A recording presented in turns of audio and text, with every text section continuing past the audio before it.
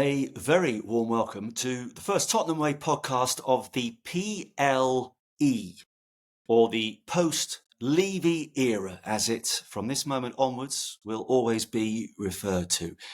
He is gone. The one constant in the past 24 years, other than inevitable disappointment, is Daniel Levy. He's packed his bags. Technically, he stepped down. Did he step down? Was he pushed down the stairs?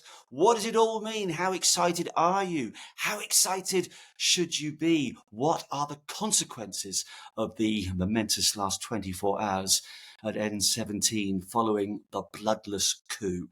I'm Marcus Buckland. So glad that you are listening. If you are listening on our podcast, do try us out on YouTube. We've had the makeup, we've had the lighting, and thank you very much, Dee, for all your correspondence so far. We're looking to grow a little bit of a community, and you can get in touch with us, watch us on YouTube at the Tottenham Way Pod, and that's also our address for Insta and X. I'm Marcus Buckland. Alongside me is Tom Allnutt of The Times and author extraordinaire Tom Barclay, whose new book, Miracle-In-Bilbao, was published this week, and we will touch on that just a little later in the programme. But first things first, Tom B., you've had 24 hours to assimilate exactly what's been going on.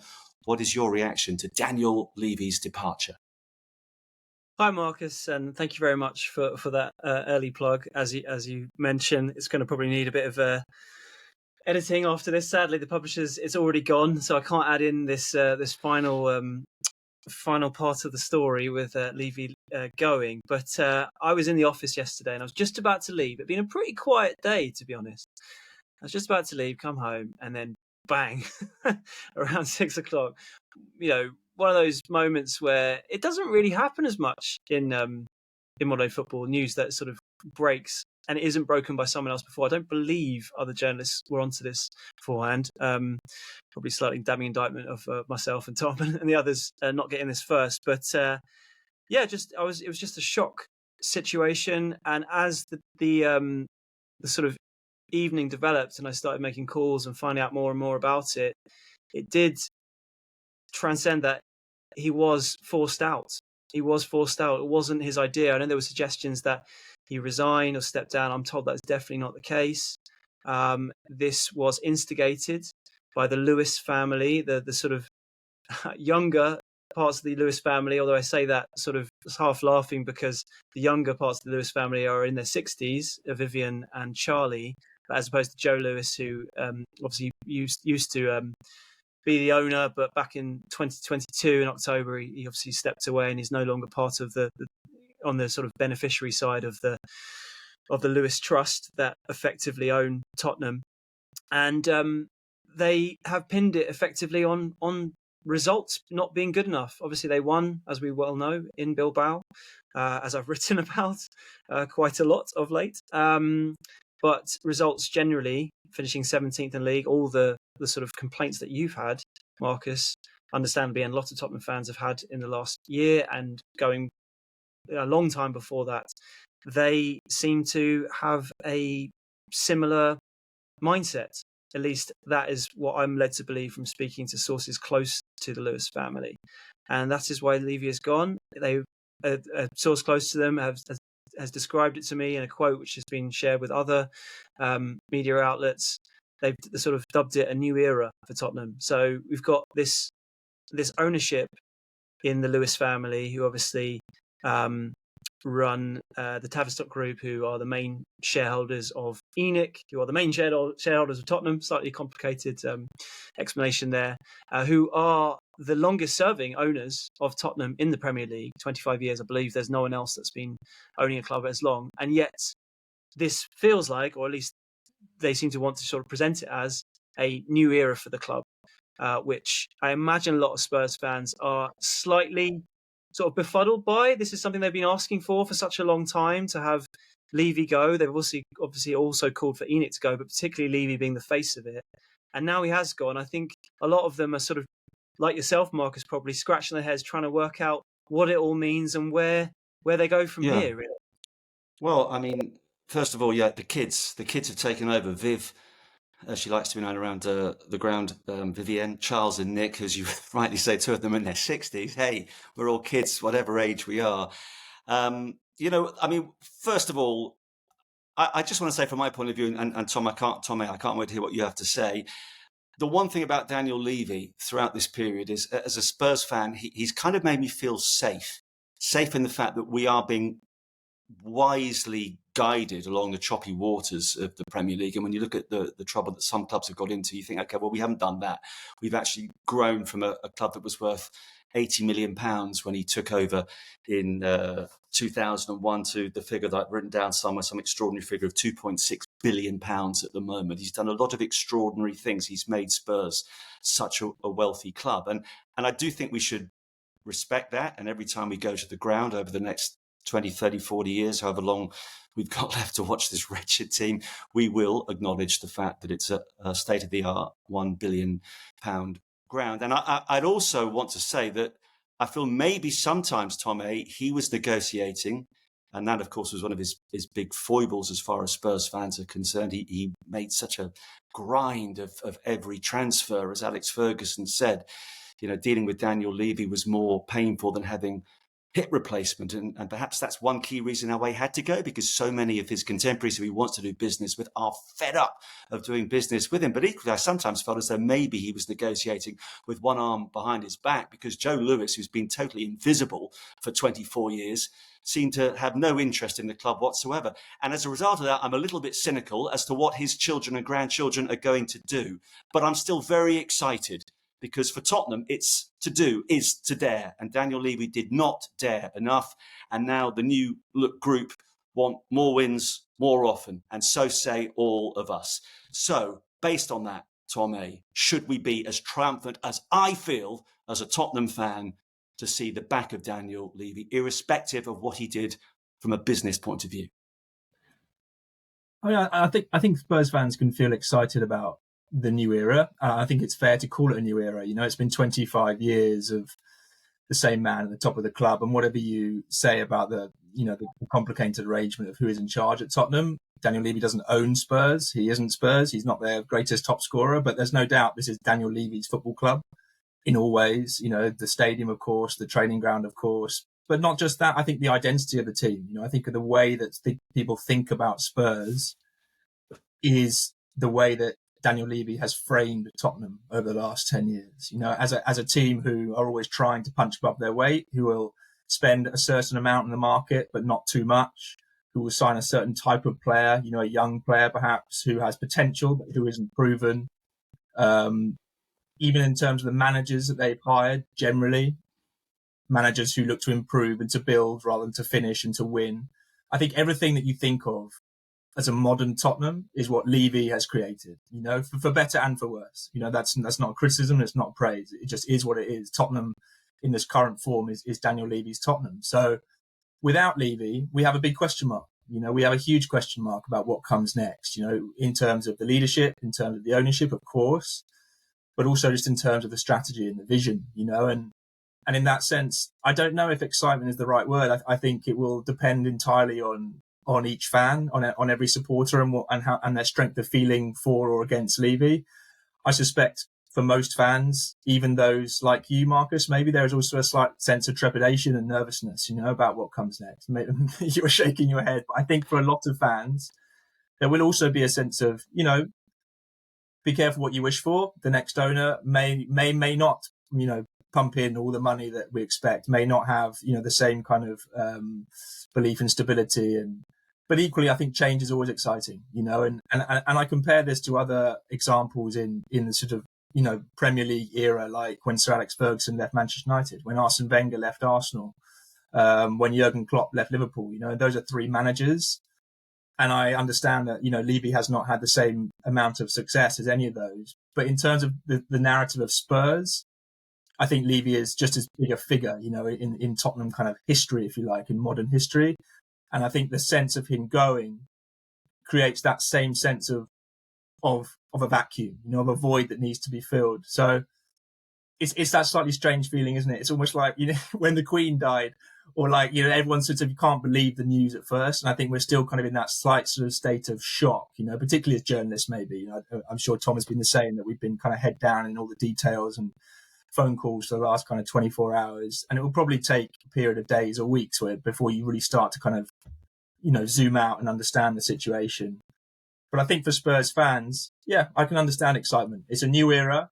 And I think the idea of a new approach, even just people saying it, obviously actions are more important than words, but even just people saying the fact that wins are more important, sporting success is more important, I think that can give people optimism for what comes next.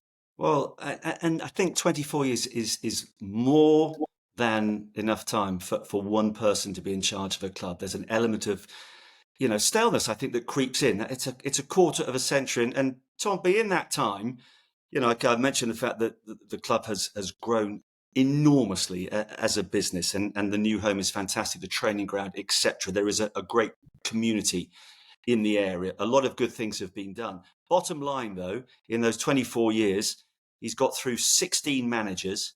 They've made it to 16 semi-finals, 7 finals, only 2 pieces of silverware, and he's contentious. And there has been a pretty horrible atmosphere inside the ground. I mean, it does beg the question, if things continue to go wrong now, who do we start chanting to be kicked out of the club next? Because all those Levy Out banners have got to go, and he's been a perfect pantomime villain to some degree. But, he's made too many mistakes. And from a footballing point of view, I'm sorry, but 2 bits of silverware.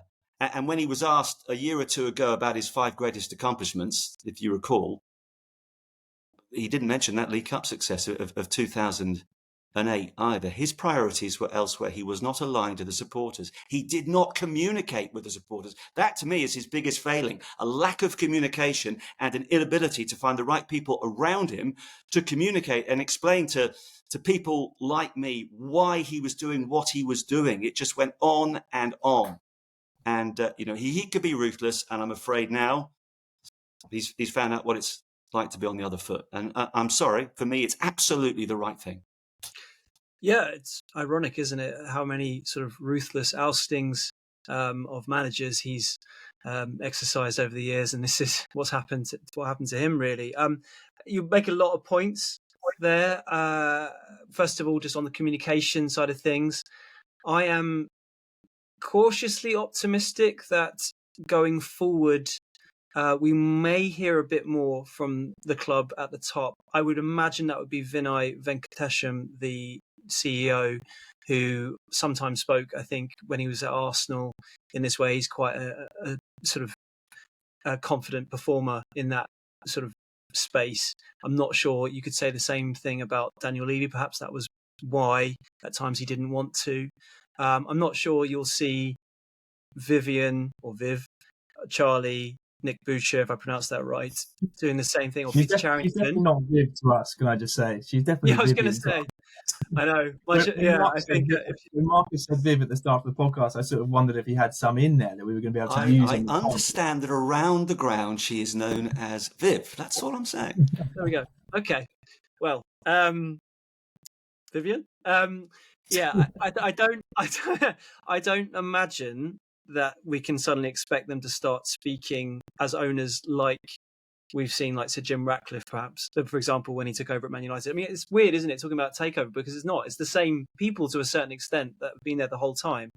But I do believe that they will probably be a bit more visible, wherein they haven't been in the past. You probably might see them at games more often. And like I say, I think maybe Vinay hopefully might speak a bit more. And I do think that was a sort of fair criticism of Levy. Although there's parts of me coming from a sort of objective perspective, I do feel like owners in football eventually becomes a bit of a fool's errand, a hiding to nothing, no matter what you do, unless you just have relentless success. Eventually, if you're there long enough, people start to grow tired of you. They want to move you on, or they just demand more money being put in. I'm not saying that's the reason why fans have turned against Daniel Levy and Spurs. I'm just saying that as a sort of wider point. And when looking at his achievements, going over them really, in the last 24 hours, it is amazing how much the club grew from being worth about 70 million when ENIC first bought, 27% off Sir Alan Sugar as he was at the time back in 2000, to take their ownership, I think, up to 29.9%. And the club was valued, like I say, around 70 million. And now is worth, you said 2.6 billion. I think it's more like 4 billion now. I mean, it's amazing how much it's worth now. But personally, I think it was the right time to go, because even in my relatively short time covering Spurs of the last sort of 3.5 years or so, it feels like every time anything goes wrong, a bad result, a transfer that doesn't come off, Eberechi Eze, for example, it gets the anger just grows very quickly, and it gets directed in the direction of one person particularly. I mean, it isn't just Levy. Fans have been calling for Enoch to leave as well, as I well remember. Tom, I think you were there against Man United in February, the 1-0 game. Many times beating Man United last season, but that February game with the March, I mean, it was breathtaking, really, watching thousands of fans take to the streets ahead of the match to protest against the ownership. But Levy was the lightning rod, and I only feel like that was just going to continue, going on and on and on whenever anything went wrong. So it feels like if they want to sort of go in a new direction, that in itself is reason to sort of justify this decision. And also, we talk about these figures. Okay, is it 2.6 billion? Is it 4 billion? It's really impressive. Who cares? As a fan, I'm sorry. If you're not spending the money in the transfer market, I don't care how much money you are making and how well Beyonce is doing and the go-karting is doing. It doesn't mean anything to the average Joe who is going to Tottenham every couple of weeks and wants to see the best players on the pitch. Our game is about glory, as so many people said. Levy was all about greed. That's possibly a bit harsh. He was all about doing the best he could for the club as far as he saw it. But Tom, that's not where the priority lies. Yes, you're a great businessman. This is still football. It's a huge business, but it's about winning, which is why they've struck a good chord, the Lewises, with this new catchphrase of winning more often, etc., etc. And I'm afraid some of the other things that Levy did as well. We'll talk. The legacy, I'm sure, is going to be about, I'm getting so excited, my things are falling out of my ears now, but they're steaming. Sacking Jose Mourinho 6 days before a cup final. Ridiculous. The furlough scheme during COVID. Outrageous. I think he was a big fan of Tottenham joining the European Super League. No, thank you very much. Even this season now, if you want to have your Tottenham ticket on the share platform, you've got to make sure the person you're giving the ticket to is, I think, a One Hotspur fan. It's more money. It's. I'm sorry, I don't care if it's 50 billion that it's worth. If it leads to 2 bits of silverware in 24 years, it's not for me. Thank you very much.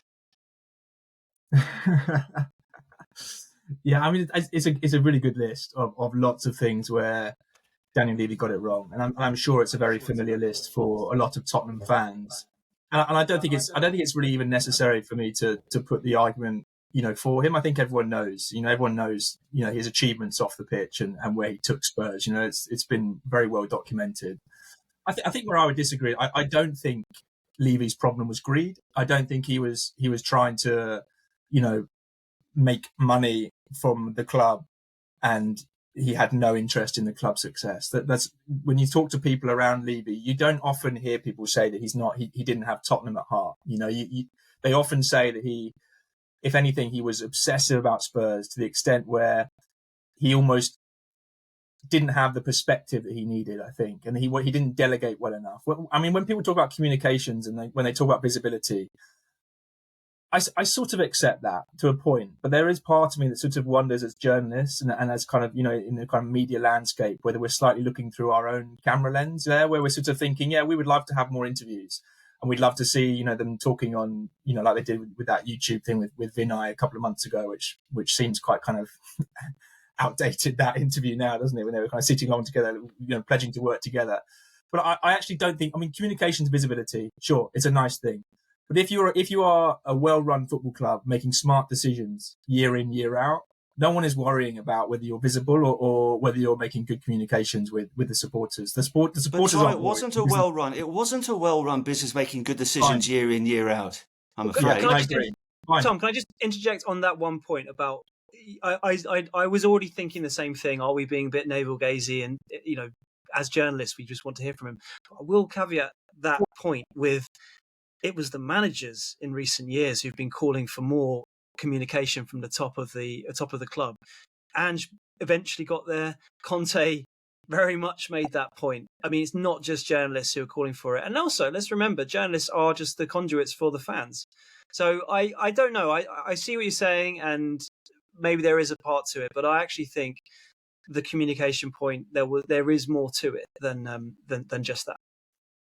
But Tom, the managers are only calling for the club hierarchy to be more visible when they're under pressure. Like, equally, when they're doing well and the results are going well and the victories are coming in, they're more than happy to be the face of the football club. But when they're under pressure and every week people like us are saying, why the team not doing well? Why do they not spend right in the transfer market? Yeah, I can imagine then they want the chief executive and they want the chairman to come out and do an interview, of course. So it's not to say that they're wrong to think that. I'm not saying that they're wrong. I just think that everyone has a slight agenda there. And to get back to the point, I actually think the problem with Daniel Levy is not so much about communication and visibility. The problem with him was, one, brilliant with the numbers, never very good on people. You talk to people around the club, they say the number of times that Daniel Levy failed to spot really good talent that Tottenham had in their ranks. Administratively around him, he never had the right football brains. And whether that was because he was incapable of that, or whether he was unwilling to delegate the kind of power base at Spurs, I don't know. But he never had. If you look at all the clubs now, the best clubs, Man City, Brighton, whoever you want to say, the best well-run clubs, the power is not centered in one person. It's no longer a kind of chairman model. And you talk to people now who are overseeing this change, they're calling it a more of a modern structure, where Vinay is going to be the chief executive in a much more of a modern dynamic of a football club, where the power is much more spread out and, where things are delegated into different departments. Daniel Levy ultimately had too much power. He wasn't able to appoint people around him who were smart football brains with really good ideas, who would say no to him on the right things. And you look at over the years, who have Spurs had in their ranks who they failed to promote? John McDermott, academy chief under Pochettino, now basically runs England behind the scenes. Brilliant football brain. Michael Edwards, they had him as an analyst, now basically has transformed Liverpool into the kind of modern, dominant club that they are. Damien Comolli, one of the most respected administrators, sporting directors in Europe, now doing a great job, was at Spurs, wasn't promoted. Paul Barber, now probably one of the best, if not the best, chief executive in the league, was also at Spurs under Daniel Levy. These are all administrators who had the talent, had the brains, who probably should have been around Daniel Levy making the decisions at the football club. But ultimately, Daniel was never good enough at spotting those people. He was brilliant with the numbers, but he never had that instinct, that goodness, of that judgment of character, which I think would have been so valuable to the administration of the Spurs. And the other thing I think with Levy was just that sense of timing. He had that ability, I think, to understand when a football club needs to take the next step. We know those kind of 3 or 4 moments in the kind of modern era of Spurs when they were on the cusp of something. The Champions League final, of course, but there were other 2 or 3 times. When they were there. The Leicester City season, when maybe a more ambitious chairman would have said, "This is our moment. This is where we have to go and spend 2 or 3 really good signings that will push us over the line." I don't think he ever had that sense of timing, of understanding the rhythm of a club and when something needed to be done and when it didn't need to be done. And I think those 2 things, more than the visibility and the communications, more than him being an awkward personality and being a slightly kind of shy character, all of that stuff, in my opinion, is there, but it's fluff. And actually the main thing that Daniel didn't quite get right at Spurs was that sense of getting the right people around him and knowing when to act and when there's opportunity to be seized, and I think that's where ultimately he didn't quite get them to that final step.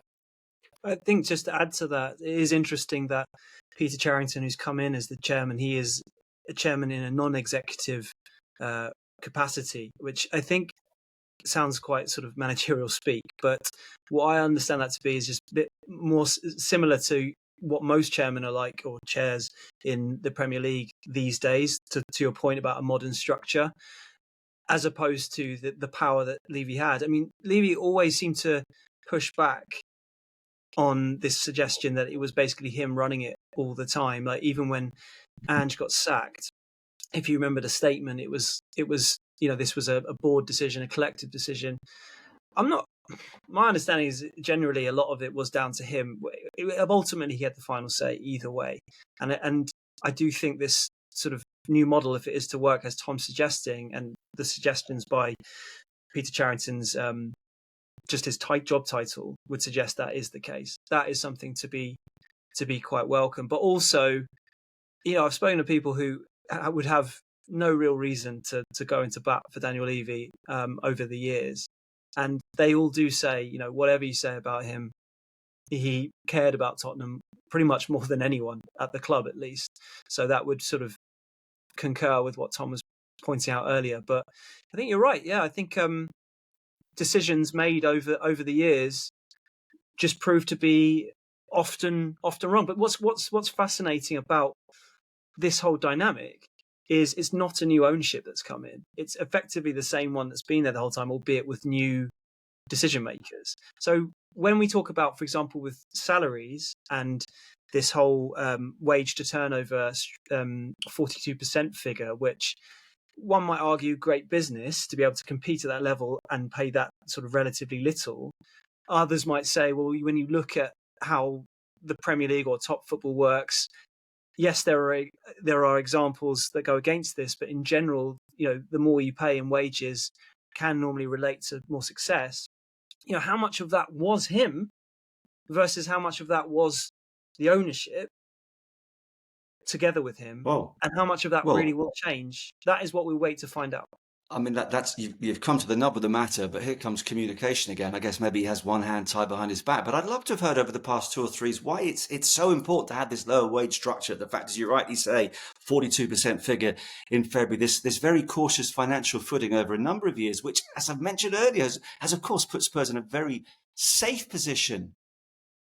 We as fans, sorry, I'm appointing myself self-made leader of the gang here. We don't want safety. Let's take a gamble. To dare is to do. He didn't dare enough. We've got to take this risk now with Viv. Viv's my friend now.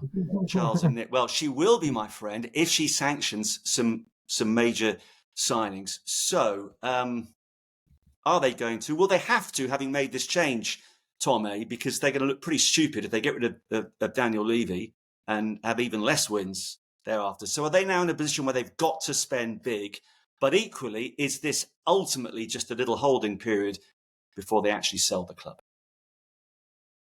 Yeah, it's a big question, and those close to the Lewis family are insisting, they're adamant that Levy stepping down is not dressing the club up for a sale. I think the bottom line is there that it kind of remains the same as it has been in the last few months and years, where there is a valuation. If the right bid came in, then I think any club is for sale, and I think that has been and is still the stance. If someone stumps up 4 billion, then I would imagine Spurs would be very much for sale. It's a difficult one because you hear a lot of people saying, even right now in the last 24 hours, that the sale is on and that the club is going in that direction. Equally, it's hard to distinguish those kind of comments and suggestions from the ones that have been made fairly regularly, to be honest, over the last kind of 18 months or 2 years, where there have been constant rumblings about bids coming in from various parties. 2 or 3 of them probably slightly more regular than others, but those rumblings have definitely been there. There's a slight complication there, in that obviously Daniel Levy he has been and still is just a minority shareholder.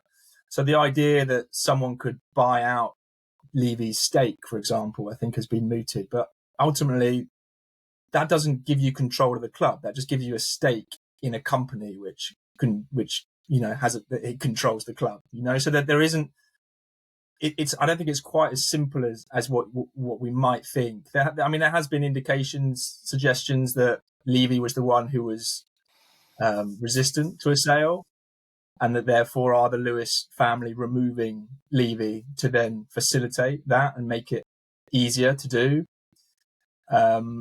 Those questions, I guess, are going to kind of remain. I'm not going to pretend to know the answers to them right now. In terms of the spending, it feels to me like the January transfer window is a long way away. We're September the 5th, and I think there's still a lot to be kind of worked out. I think probably the more kind of relevant point right now is if you kind of go back to where all this began at the start of the year, when Spurs were, I don't know, where were they in January? It must have been sort of 14th, 15th, with about 4 players available.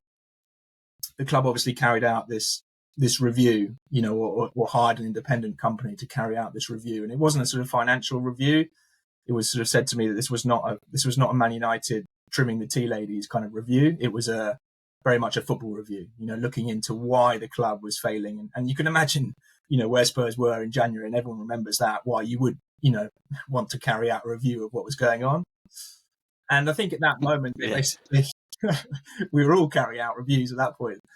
And they were reviewing everything in the football departments, right? And I think it was at that moment when they decided that ultimately things had to change, and that was when we sort of started to see the board changes made. Obviously, Charrington becoming a non-exec director in March. Then we had the Donna Cullen, obviously, leaving, Munn leaving in the summer. We had Vinay coming in. I think that was announced in April. He started work in June. And there were various kind of pieces of the jigsaw coming together. And I think we all had it in mind that Levy would be part of that. And obviously when Vinay sat down with Levy and did that kind of joint interview where they were talking about their love of red wine, we all kind of thought, oh, well, maybe this is going to be a sort of a cozy partnership. But actually, I think within the very kind of close circle of Lewis Trust, Levy's removal was in the pipeline all the way along. All the way from the beginning, they had the idea that Daniel would not be a part of the new structure. I don't think the timing of that was quite decided. And it's interesting why they decided to do that now, perhaps because they wanted the transfer window to sort of still be kind of carried out fairly smoothly. But all the way along, they had in mind that Daniel would be taken out. And I guess the bottom line... Taken out. That sounds a bit sort of... it wasn't quite... It was bloodless. I'll reiterate, it was a bloodless coup.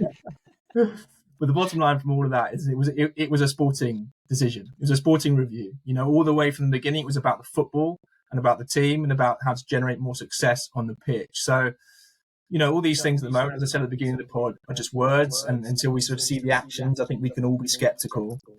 But I think the motivation anyway for these decisions has been to make the team more competitive, more successful. Yeah, well, let's hope that that proves to be the case. Tell missing out for the Champions League squad. There was quite a lot of headlines about that. I mean, to be honest with you, someone had to miss out, didn't they? And it's a complex business.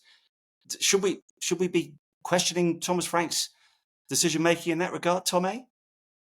No, but I think we can question to what extent he believes in Mathys Tel.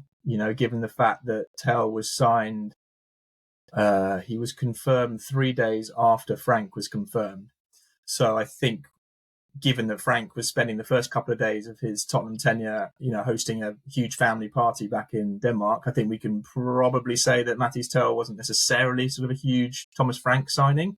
And also the fact that he played for Spurs obviously long before Frank was appointed. So I don't know if we call him a club signing yet, but I think it's fair to say that he's probably not one that Frank necessarily, vouched for right from the start. And he's hardly played so far. It's a small sample size, but he came on for the last 14 minutes against Bournemouth, hasn't started a game yet, I don't think.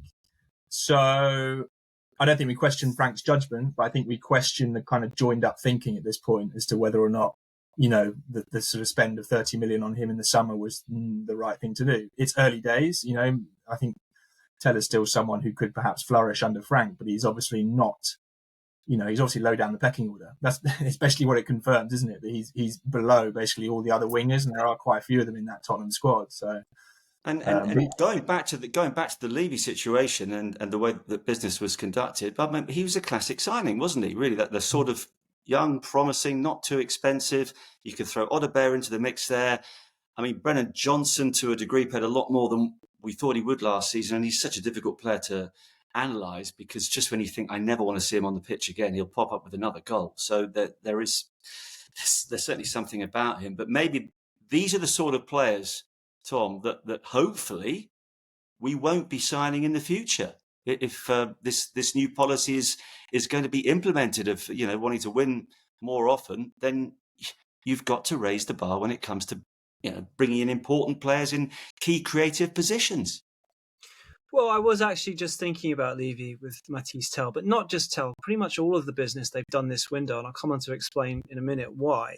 But, a lot of, when you speak to people about dealing with Levy, in fact, you don't even have to speak to people off the record. I mean, Sir Alex Ferguson's famous quote about dealing with him in negotiations, there are many like that.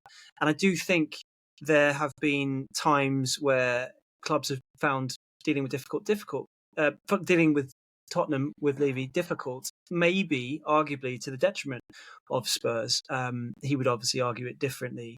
And when you look at some of the deals they've done this summer, it does feel quite, even though I actually think it's been a good window, each deal has been kind of almost sort of typical Spurs, quite opportunistic. Like Kudus comes in, I think he's been brilliant so far, obviously not so great against Bournemouth, but generally. But West Ham needed to sell.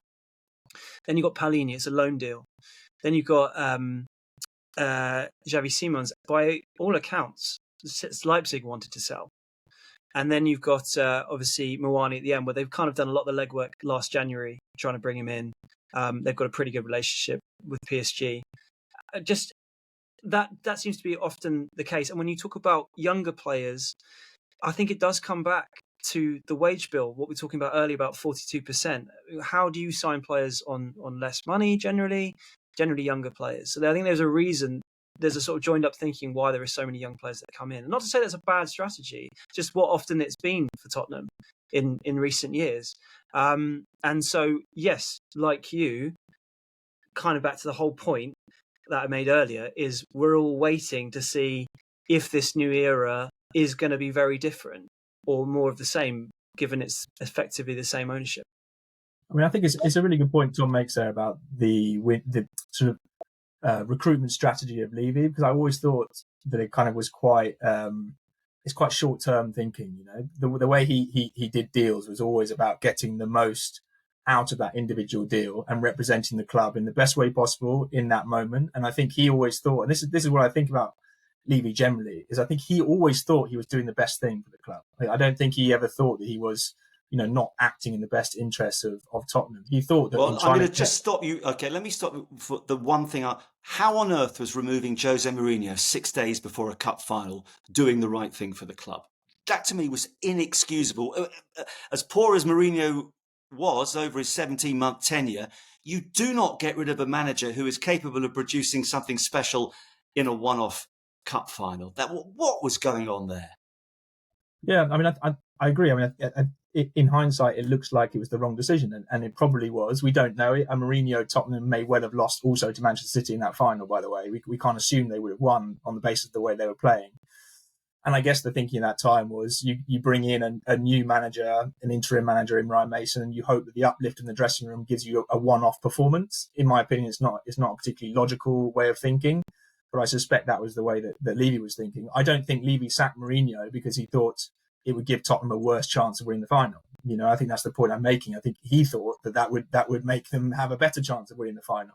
And I think that was the same in every deal he did in the transfer window. You know, he thought that by trying to get the extra 3 or 4 million off the Eze deal that they missed out on, that would then make Spurs more able to make other deals. You know, this was his thinking. I'm not saying it's correct, but this is what he was thinking. And I think the general strategy with the market, Tom's right, is it created a sense of reputation about Spurs, which I think ultimately really shot themselves in the foot. And what you see now more and more is that clubs who sell well and who sell smoothly and who sell quickly actually are able to recruit players much more easily as well. Because you look at players like clubs like Brighton or, you know, even Chelsea, for example, when players know that they can go to that club, be very good for 2 or 3 years, then get a move very quickly on somewhere else, they know, okay, that's a good club I want to go to because ultimately I can keep going. The problem Spurs have is that players don't really want to go there because they know they could get stuck. Clubs don't want to negotiate with them because they know they can get stuck. You know, then there's always this sense that I don't really want to get involved with Tottenham because ultimately the whole thing is too difficult. So that kind of short-term thinking that Levy had, I think worked for 10, 15 years when Tottenham was sort of a mid-table team trying to get up into the kind of top 6. But once they became a big player, I think Spurs sort of outgrew that kind of strategy. And in the end, I think it did more harm than good. Which comes back to your overall point, I think, Tom, which I actually agree with. Now you've explained it so eloquently that his main failing was his decision-making. Effectively, it wasn't so much all this other stuff which you've described as fluff. Maybe I give it a bit more sort of significance and importance than that. But ultimately, it was that. It was the choices he made along the way. Many of them proved to be the wrong ones. But I agree, having spoken to lots of people, I don't doubt he felt like he was doing it for the right reasons. And what's fascinating about your point about players feeling like they might get stuck, I mean, first of all, your point about, you know, clubs letting players go, selling them at the right time. I'm thinking of Newcastle this summer, like with Isak. If he wanted to go, they should have let him go a long time ago. It's already cost them at the start of the season, and they could have got someone in far quicker. But that's obviously for a Newcastle podcast. But there's a similarity with Tottenham when it comes to selling players. They should have sold Eric Dyer at a certain stage, and they didn't. But what's fascinating now is Christian Romero. I find Christian Romero's situation fascinating because here is a player who was agitating for a move so much last year. It felt like it really did. Like, I know fans might sort of, now he's signed a deal and he's the captain, sort of putting their head in the sand and just deny that was the case. But it's really rare that a player does what he did last year without sort of pursuing a move. And with 2 years left in his contract, you think if he really doesn't want to be here, why would he sign one? And now but he did. Italy, Levy was still there at the time. But is that, in a way, regardless of all the other business we've seen this summer, the biggest perhaps indicator of a potential sea change at the club? I look at that contract renewal and think that feels significant. I might be wrong, but it feels quite significant. Hang on, are you suggesting that Romero knew that Levy was going to go? I'm not saying that. I'm saying this sort of strategy change at Tottenham in the summer seems like that was an indicator of how things were starting to change. Not specifically about Levy leaving, but just how maybe those days of players being worried about being stuck at the club, and maybe a sort of slightly paying more in wages. I don't know what he's on, so I'm not sure what that is. But it just felt like such an about turn that it felt maybe emblematic of a whole about turn regarding the club. In terms of Daniel Levy's legacy, and he said not so long ago, I won't be appreciated until I'm gone. Well, he's gone. And we have gone over some of the issues. Tom, you say the lack of communication is fluff. I say that that's been fundamental to the growing discord between club and fan base over the past few years, which has reached epidemic proportions, or had prior to the news yesterday. In terms of decision making, you get through 16 managers in 24 years. Mate, you are making a heck of a lot of bad decisions. You take your transfer deals up to the line, season after season. We knew he was going, but it wasn't until the last day that Dimitar Berbatov walked out the door, by which time it was too late to get in a replacement. That kept on happening. Michael Carrick, by the way, didn't want to leave Spurs, according to an excellent piece by Henry Winter, which I read yesterday. He begged Levy, negotiate a bit harder.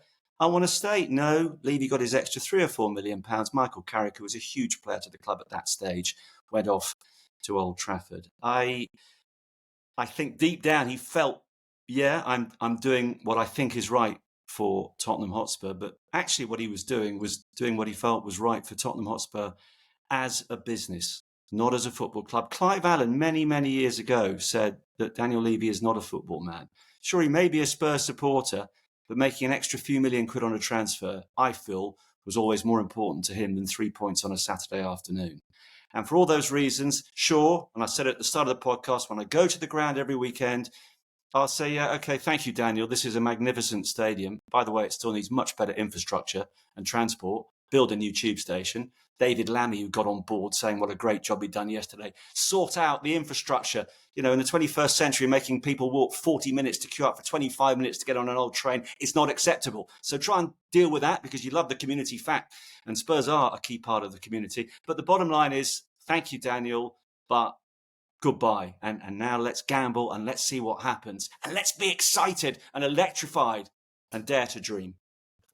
Enough from me. Tom B, final word.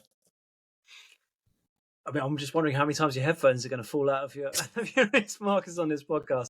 I do love the passion. We always love the passion. I think we've pretty much covered it all, really. I mean, you mentioned about Levy's comment to Gary Neville. I think that's right, but we have to, we need the passage of time. Same as Ange, really. Like he, despite writing a book about it already, that victory in Bilbao, ironically, we need sort of 5-10 years to pass to see what comes next, to work out how special and how sort of one-off that was, or if it was the precursor to success coming on later on. I realise I've just completely talked down my book there. But with Levy, all the work that he's done, all the positives that we have pointed out, will they lay the foundation for a really successful era in the future? We've got to wait to find out what happens next before we can make that judgment. I mean, I listened to Marcus's criticisms there, and it strikes me that on quite a few of those points, Levy kind of lurched from one side to the other. You think about how in the first half of his tenure, one of the big criticisms of him was he continually sold Tottenham's best players, too early. We think about Modric, Carrick, Bale, Berbatov. It was always kind of why are Spurs selling their best players to Man United and the big clubs. And then you think sort of later on in the last kind of 5 or 6 years, the criticism of him was that they didn't move that team on quick enough. That the Pochettino team, that they could have, you mentioned it, they could have sold Dyer, Dele Alli, of course, they kept that team together for way too long and they didn't actually recycle it quickly enough. And then if you think about the managers as well, like I think early on in the first half of his tenure was, I was going to say reign, but it's not reign, is it? His tenure, it was all about build, wasn't it? It was all about sort of Martin Jol and those kind of, and then in the latter half, we're now kind of criticising him because he tried to appoint the kind of the winners, the Jose Mourinho and the Antonio Conte, and I wonder if part of the thing with Levy and the reason he kind of lost his way in the last 6 or 7 years particularly is because he sort of lost sight of what he sort of understood Tottenham to be, and maybe that was because Tottenham sort of outgrew him, that in a way that all the things that made it work in that first sort of 10, 15 years no longer really applied when he was trying to get from the next step from 4th to 1st. It worked from 10th to 4th, but actually those things didn't really work when he was trying to do the second thing. So is he the equivalent of one of those managers who is an expert at whether it be a promotion from the Championship or getting into the Europa League, but just making that next step, taking the club as far as he can? That classic phrase about managers. Is that what you're saying about Daniel Levy? Yeah, he's sort of the Unai Emery of chairman, isn't he? He'll get you to sort of 4th or whatever, but he can't quite handle the big clubs. I personally... Unai Emery.